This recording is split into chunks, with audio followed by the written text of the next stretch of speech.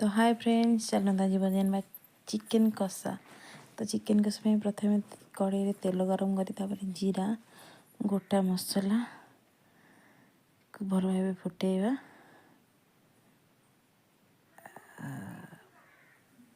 भल भाव फुटी सारा पियाज पकड़ भल भाजा।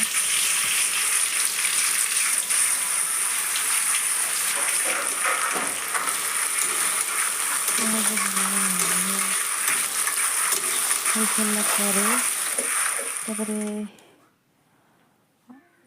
अदा रसुण पेस्ट पकाई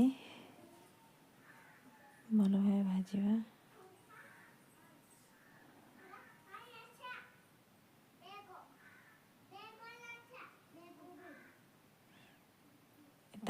जीरा और धनिया गोटा धनिया ताको मु भल भाव भाजी बाटिक आनी शिल ए अदा रसुण पेस्ट पकई ताको भल भाव कषा मसला जेपरी तेल छाला पर्यंत।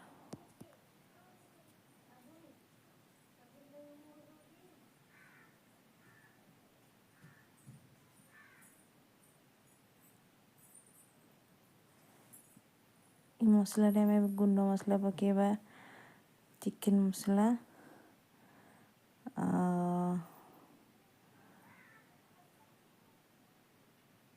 खड़पुर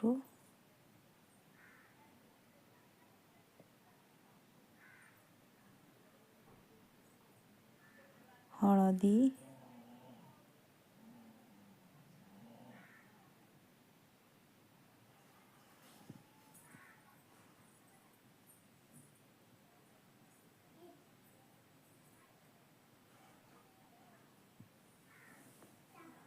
सबको भल भाव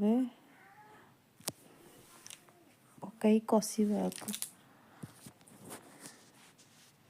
मसला सीझा पर्यंत कषा।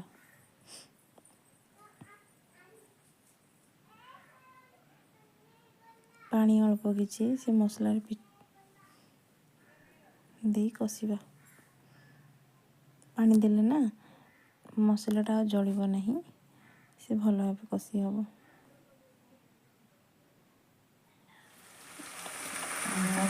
मसला देगले टमाटो पकेबा कषेबा भल भाव।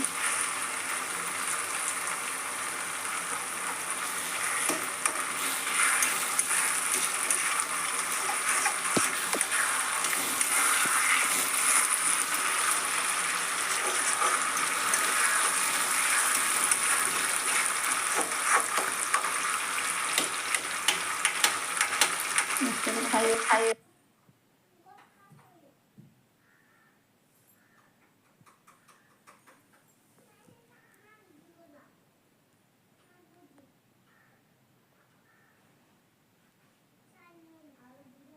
देखु आमर मसला तो धीरे धीरे हो आसले आउ कि समय पकई घोड़े घोड़े भल भाव कषा। कषा हो गले आलू पकई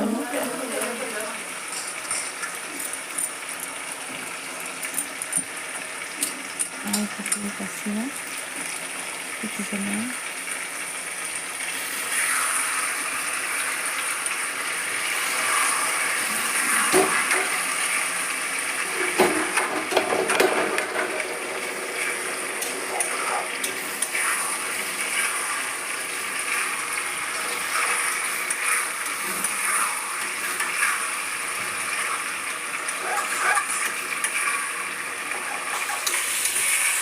चिकेन को धोई भल भाव रखी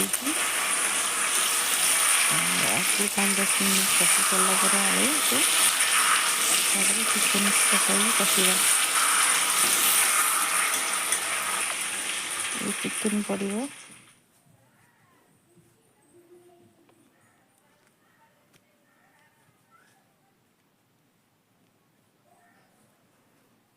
चिकेन को पकई चिकेन पानी मरला पर्यंत ताकू भल भाव आम कषा।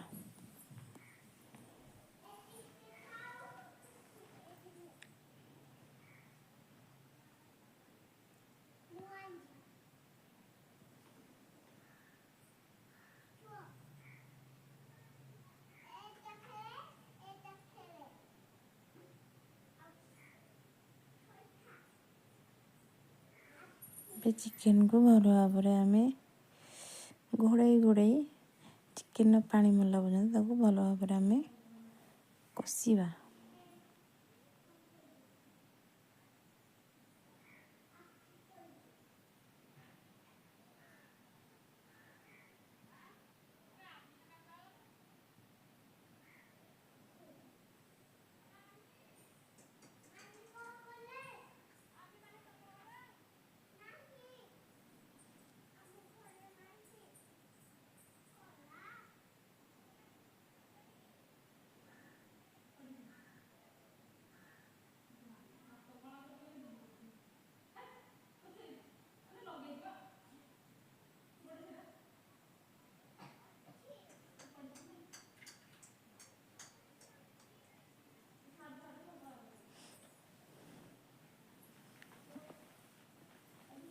देखु चिकेन आम धीरे धीरे हो आसले जिते आम मीडियम लो फ्लेम रे पके पके कषा सेते टेस्ट लगे चिकेन खावाई तार आईस पानी मरला पर्यंत भल से भाव में कषा।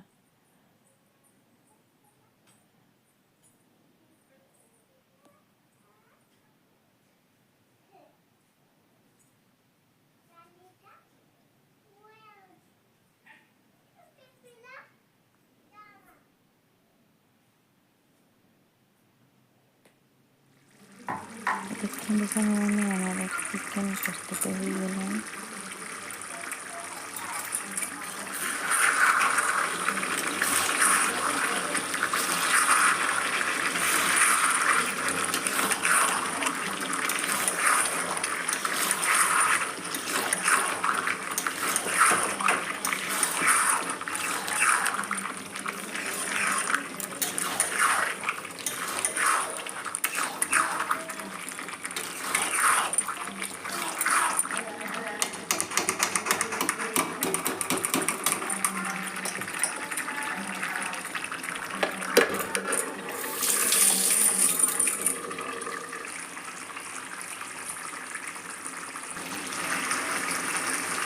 देखते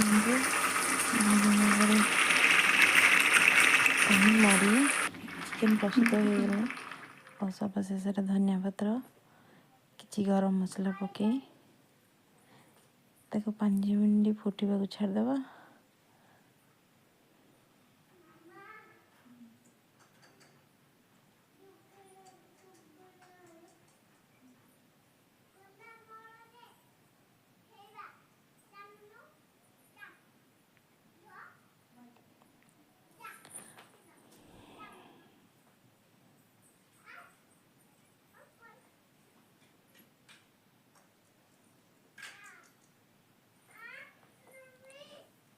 ये प्रस्तुत हो गला ढाबा स्टाइल चिकेन कषा। तो चलते सब एंजॉय।